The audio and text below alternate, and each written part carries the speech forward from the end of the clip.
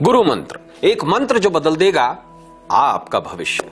गुरु मंत्र में आज बात करेंगे शिवलिंग पर ऐसा फूल चढ़ाएं कि दुख, दुर्भाग्य और दारिद्रता से मुक्ति पाएं। सावन में महादेव भक्तों के पूजा पाठ से जल्दी प्रसन्न हो जाते हैं। भोले बाबा की पूजा में फूलों का अत्यधिक महत्व है। हर फूल चढ़ाने के अलग अलग लाभ मिलते हैं। आइए जानते हैं कि शिवलिंग पर ऐसा कौन सा फूल चढ़ाएं कि दुख, दुर्भाग्य, दारिद्रता से मुक्ति पाएं।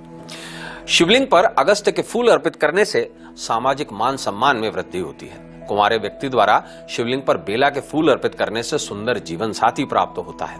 शिवलिंग पर पीले कनेर के फूल अर्पित करने से दुर्भाग्य दूर होता है। पूरे प्रोग्राम में आपको बताएंगे शिवलिंग पर ऐसा फूल चढ़ाएं कि दुख, दुर्भाग्य और दारिद्रता से मुक्ति पाएं। जुड़े रहे मेरे साथ। नमस्कार, मैं हूं कमल नंदलाल और मैं आप सभी दर्शकों का वेलकम करता हूं इंडिया न्यूज की खास प्रस्तुति गुरु मंत्र में। वो गुरु मंत्र जो आपके जीवन को सुखी, सफल और समृद्ध बनाएगा। तो चलिए जानते हैं क्या है आज गुरु मंत्र में खास। बताएंगे आपको आने वाले कल का सटीक भविष्यफल जो संवारेंगे आपका भविष्य, तो सुधरेगा आपका वर्तमान। पंचांग बताएंगे, राशिफल बताएंगे, दिशा मंत्र में बताएंगे किस दिशा में जाएं तो किस्मत चूमेगी आपके कदम और कौन सी दिशा को टाल दें। वीकली स्पेशल में बात करेंगे शकुन अपशकुन में छिपकली देती है भाग्य परिवर्तन के संकेत। मणि मंत्र में बताएंगे कैसी भरी रहेगी आपकी जेब। ब्रह्मास्त्र में बताएंगे एक ऐसा मंत्र जो बदल देगा आपका भविष्य। गुरु पर्व में बताएंगे सोम प्रदोष पर, सावन की शिवरात्रि पर महादेव करेंगे जीवन की हर इच्छा पूरी। बीच बीच में देंगे आपके सवालों के जवाब और प्रोग्राम के आखिर में पूछेंगे आपसे एक गुरु मंत्र क्विज। एक सवाल और सही जवाब देने वाले को भेजेंगे एक खास गिफ्ट। जुड़े हमसे और पूछें अपने सवाल। जो नंबर आपके टीवी स्क्रीन पर फ्लैश हो रहा है उस पर व्हाट्सएप भेजें या ईमेल करें। वीडियो या ऑडियो फॉर्मेट में बस अपना प्रश्न पूछें। लिखें क्या, अपनी जन्म तारीख, जन्म समय, जन्म स्थान और सरल भाषा में पूछ लें अपना सवाल।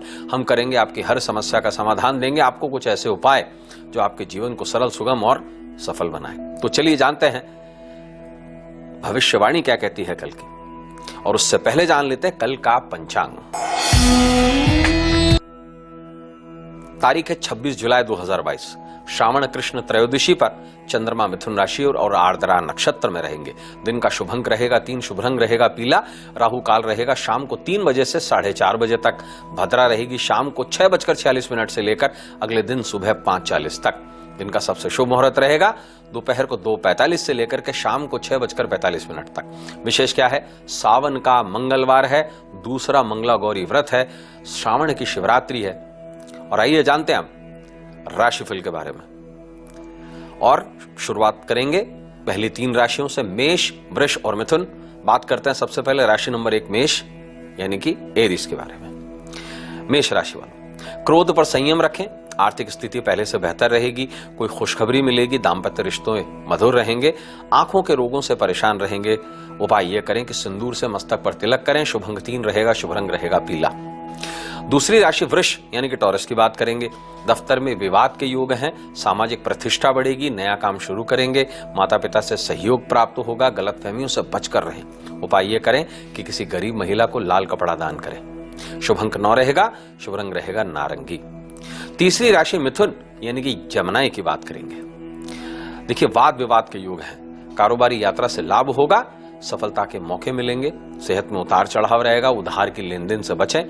उपाय ये करें कि किसी धार्मिक चित्र पर मिष्ठान का भोग लगाएं। शुभ अंक 8 रहेगा, शुभ रंग रहेगा काला। गुरु मंत्र में बात चल रही है शिवलिंग पर ऐसा फूल चढ़ाएं कि दुख, दुर्भाग्य और दारिद्रता से मुक्ति पाएं। शिवलिंग पर सफेद आंकड़े के फूल अर्पित करने से मोक्ष की प्राप्ति होती है। शिवलिंग पर बेला के फूल अर्पित करने से विवाह में आ रही बाधा दूर होती है। शिवलिंग पर सफेद कनेर के फूल अर्पित करने से मानसिक अशांति दूर होती है। तो अब समय है दिशा मंत्र का, वो मंत्र जो आपके जीवन की दिशा और दशा दोनों बदल देगा। देखिए, दिन मंगलवार का है और मंगलवार के दिन दिशाशूल उत्तर दिशा में रहेगा, इसलिए उत्तर दिशा की यात्रा टालें। आर्द्रा नक्षत्र होने के कारण पश्चिम दिशा में किए गए खास काम निरर्थक रहेंगे। राहुवास पश्चिम दिशा में रहेगा तो पश्चिम दिशा के मांगलिक कार्य फलहीन रहेंगे। अगर किसी बहुत खास काम के लिए इन दिशाओं में आपका जाना बहुत जरूरी हो तो यात्रा शुरू करने से पहले गुड़ खाकर घर से निकलें। कल की दिव्य दिशा है ईशान यानी कि नॉर्थ ईस्ट, और कल के दिन को शुभ बनाने के लिए सिंदूर से तिलक करके घर से निकलकर 6 कदम ईशान की ओर चलें, इससे सारे काम सफल होंगे। बात करेंगे अगली 3 राशियों की, कर्क, सिंह और कन्या। बात करेंगे सबसे पहले राशि नंबर 4 कर्क की। दफ्तर में अधिकारी सहयोग देंगे, आर्थिक स्थिति ठीक रहेगी, जल्दबाजी में फैसले ना लें, रिश्तों में संतुलन बनाए रखें, सुविधा में वृद्धि होगी। उपाय यह करें कि लाल धागा कलाई पर बंधवाएं। शुभ अंक 5 रहेगा, शुभ रंग रहेगा हरा। 5वीं राशि सिंह यानी कि लियो की बात करेंगे। सेहत पर ध्यान दें, अचानक धन प्राप्त होगा, करियर में बदलाव आएगा, कार्यक्षेत्र में जीवन साथी सहयोग देगा, छात्रों की पढ़ाई बेहतर रहेगी। उपाय यह करें कि किसी धर्म स्थल में शहद चढ़ाएं। शुभ अंक 4 रहेगा, शुभ रंग रहेगा नीला। 6ठी राशि कन्या यानी कि वर्गों की बात करेंगे। कारोबारी लाभ के योग हैं, गलत तरीके की कमाई से बचें, उधार की लेन देन से भी बचें, खास मित्र से संपर्क होगा, प्रेमी से मतभेद के योग हैं। उपाय यह करें कि रेवड़ियां जो हैं जल में प्रवाहित करें। शुभ अंक 8 रहेगा, शुभ रंग रहेगा काला।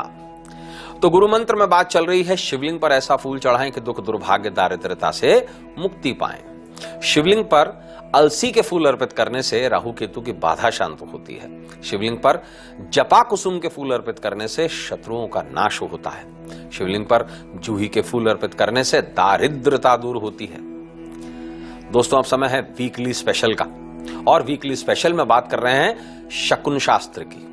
बताएंगे आपको छिपकली देती है भाग्य परिवर्तन का संकेत।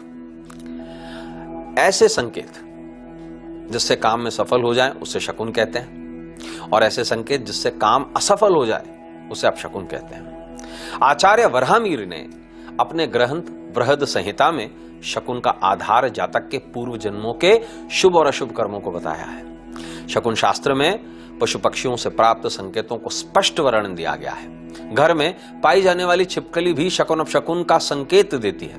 आइए जानते हैं।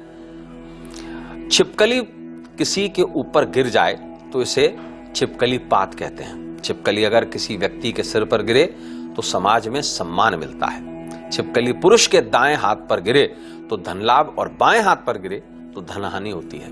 यदि छिपकली किसी व्यक्ति की दाईं से बाईं ओर चढ़कर उतरती है तो उसे पदोन्नति यानी प्रमोशन और धन लाभ होने के योग बनते हैं। नए घर में प्रवेश करते समय यदि घर के मालिक को मरी हुई छिपकली दिखाई दे तो उस घर में रहने वाले लोगों को बीमारियां होने के योग होते हैं। दिन में भोजन के समय यदि छिपकली का बोलना सुनाई दे तो शीघ्र ही कोई खुशखबरी या शुभ फल प्राप्त होगा। स्त्री की बाएं वहां पर छिपकली गिरे तो सौभाग्य में वृद्धि, और दाएं पे गिर जाए तो अशुभ समाचार मिलता है। यदि किसी व्यक्ति के दाएं गाल पर छिपकली गिरे तो सुख सुविधा में वृद्धि, और बाएं गाल पर गिरे तो रोग विकार सताते हैं। यदि छिपकली किसी व्यक्ति के नाभि पर गिरे तो उस व्यक्ति को पुत्र होने की संभावना बनती है। यदि छिपकली गुप्तांग पर गिरे तो उस व्यक्ति को कोई रोग होने की संभावना रहती है। छिपकली लड़ती दिखाई दे तो किसी कलह के योग होते हैं, और अलग होती दिखाई दे तो प्रियजन से बिछड़ने से दुख होता है। यदि छिपकली किसी व्यक्ति के पेट पर गिरे तो अनेक प्रकार के उत्पात, और छाती पर गिरे तो अच्छा भोजन प्राप्त होता है। तो चलिए अब समय है एक व्हाट्सएप का। आइए जानते हैं ये व्हाट्सएप आया कहां से। ये जो व्हाट्सएप आया है इसे भेजने वाले हैं अमित पांडे जी, और अमित पांडे जी ने जो व्हाट्सएप भेजा है इनकी बर्थ डिटेल्स हैं 26 जून 1991, और जन्म समय है सुबह 3 बजे का। जन्म स्थान है इनका बलिया उत्तर प्रदेश। अमित पांडे जी पूछते हैं, मैं बार बार सरकारी नौकरी के लिए फॉर्म भरता हूं लेकिन मेरा सिलेक्शन नहीं हो पा रहा है। अमित जी, आपको बताना चाहूंगा आपकी जो कुंडली बन रही है वृष लग्न की बन रही है, और चंद्रमा यहां पर नीच का होकर के बैठा हुआ 7वें स्थान के अंदर। शुक्र के भी वर्तमान में महादशा चल रही है। देखिए, एक बहुत स्पेसिफिक चीज है जो लंबे समय से आपके साथ में चल रही थी, अब वो चीज खत्म हो गई है। वो ये है कि कुंडली में चंद्रमा जो है बहुत ज्यादा समस्यावान स्थिति के अंदर है। हालांकि सरकारी नौकरी के योग बिल्कुल आपकी कुंडली में लगते हैं, और शुक्र की महादशा आपकी 23 अगस्त 2022 को खत्म होने जा रही है। इसके बाद में सूर्य का अंतर शुरू हो जाएगा। तो संभावना ऐसी बिल्कुल नजर आती है कि 2023 में आपके सरकारी नौकरी के योग बिल्कुल लगेंगे, लेकिन जून 2023 के बाद में इसके बिल्कुल योग नजर आते हैं। देखिए, सरकारी नौकरी के लिए 10वें भाव का स्वामी बहुत ज्यादा रिस्पॉन्सिबल होते हैं। तो जरूर एक काम कीजिएगा, वो ये कि 2023 जनवरी से पहले एक नीलम रत्न जरूर धारण करें पंचधातु में अपनी मध्यमा उंगली में, नंबर 1। दूसरी बात, देखिए सरकारी नौकरी के लिए विशेष रूप से 6ठे भाव का स्वामी बहुत रिस्पॉन्सिबल होता है, तो ऐसी संभावना जरूर नजर आती है कि शुक्र की महादशा में बहुत अच्छे योग बनने चाहिए। तो उसके लिए शुक्र को ठीक करना बहुत जरूरी है, और शुक्र को ठीक करने के लिए आपको एक विशेष सलाह दी जाती है कि आप नाभि पर नेचुरल चंदन का इत्र अप्लाई करें, तो उससे आपके बहुत शुभ योग बनेंगे। जुड़ने के लिए धन्यवाद आपका। तो अब समय है अगली 3 राशियों का, तुला, वृश्चिक और धनु। बात करते हैं 7वीं राशि तुला यानी कि लिब्रा से। घरेलू काम में भागदौड़ बनी रहेगी, आर्थिक स्थिति सुधरेगी, समाज में प्रतिष्ठा बढ़ेगी, दाम्पत्य में अनबन के योग हैं, छात्रों का मनोबल बढ़ेगा। उपाय यह करें कि किसी गरीब महिला को गुड़दान करें। शुभ अंक 9 रहेगा, शुभ रंग रहेगा नारंगी। 8वीं राशि वृश्चिक यानी कि स्कॉर्पियो की बात करेंगे। कामकाज से लोग प्रभावित होंगे, व्यर्थ के विवादों से बचें, गुस्से पर काबू रखें, वाहन चलाते समय सतर्क रहें, अपने खान पान पर ध्यान दें।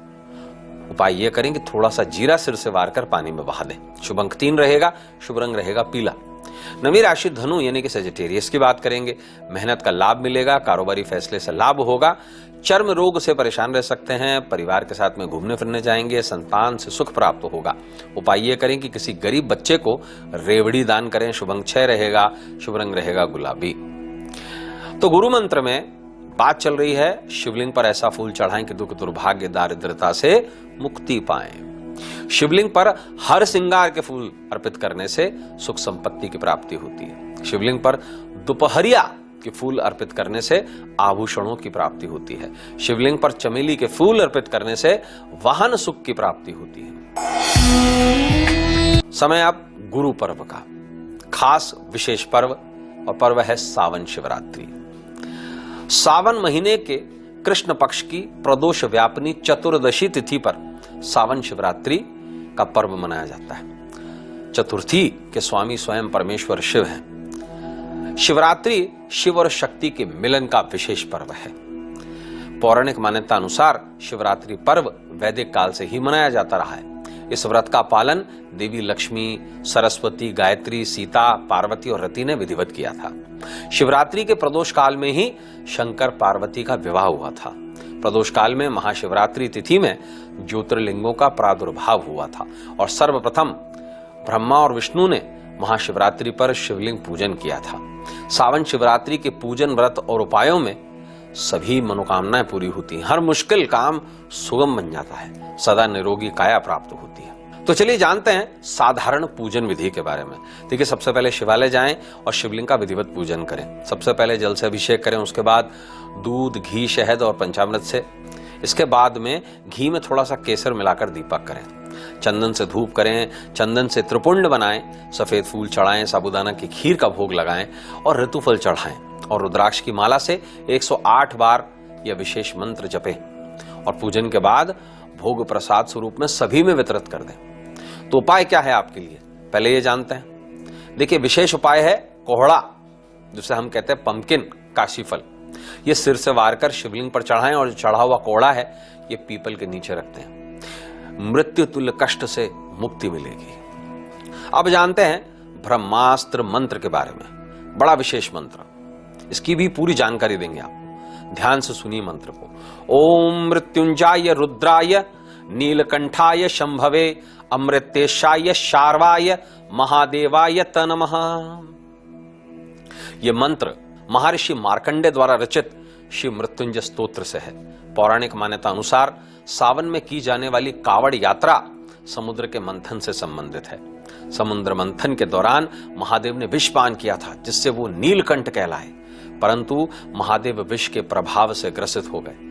देवताओं ने गंगा से कावड़ लाकर पवित्र गंगा जल महादेव पर अर्पित किया। इस प्रकार विष की नकारात्मक ऊर्जा महादेव पर से दूर हुई। नीलकंठ का पौराणिक शिवालय गंगा तट पर हरिद्वार और ऋषिकेश के बीच कोटद्वार उत्तराखंड में स्थित है।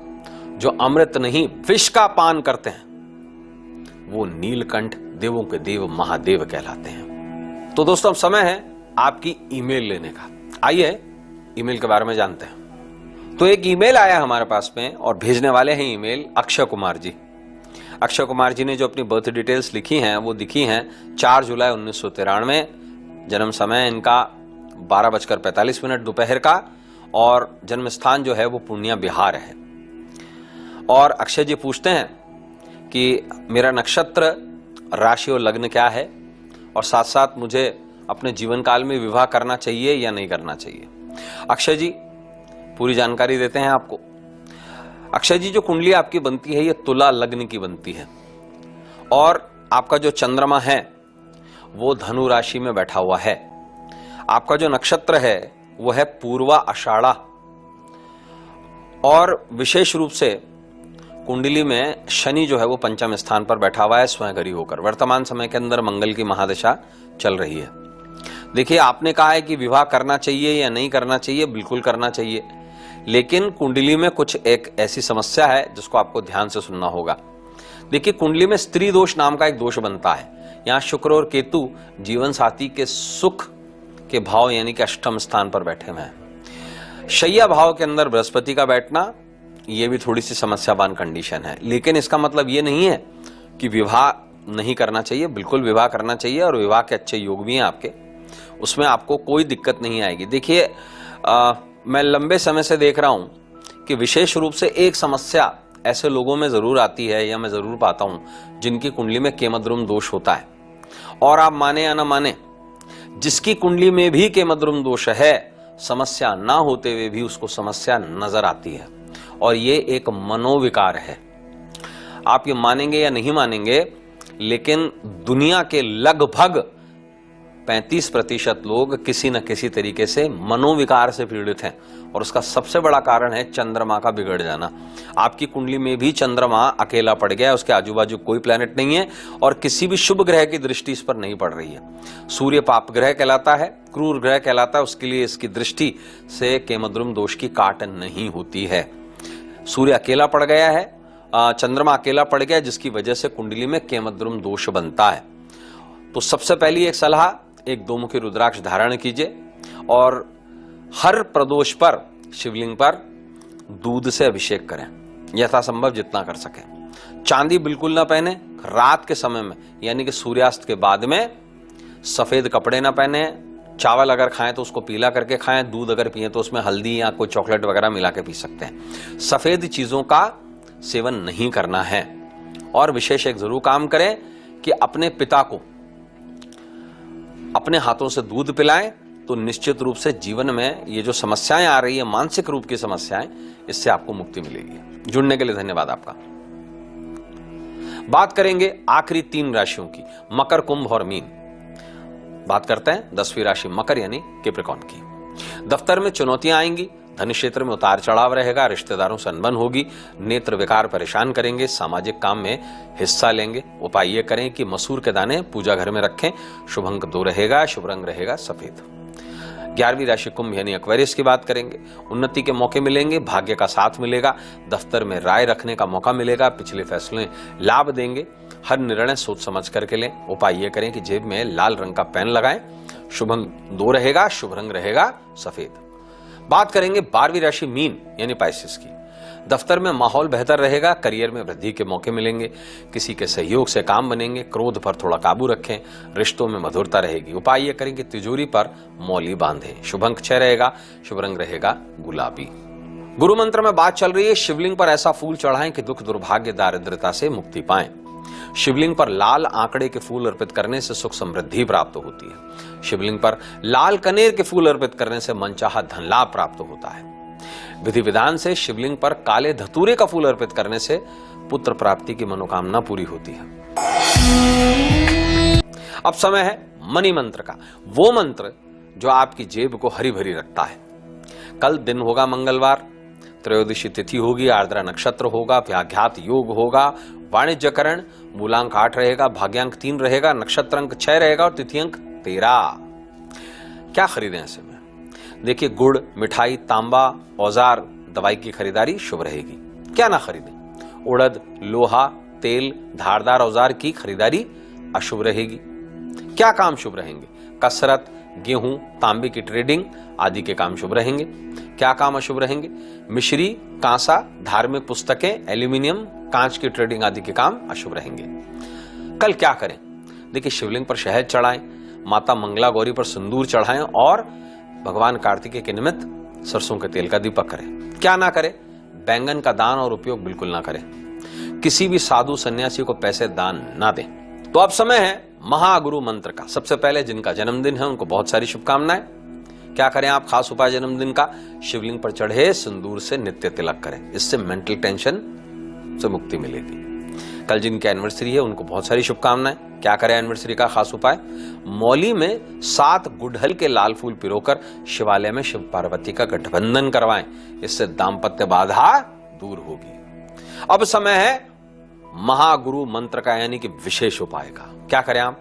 लाल मसूर शिवलिंग पर चढ़ाकर भिखारी को दान कर दें। इससे कर्जों से मुक्ति मिलेगी। तो दोस्तों, अब समय है गुरु मंत्र क्विज का।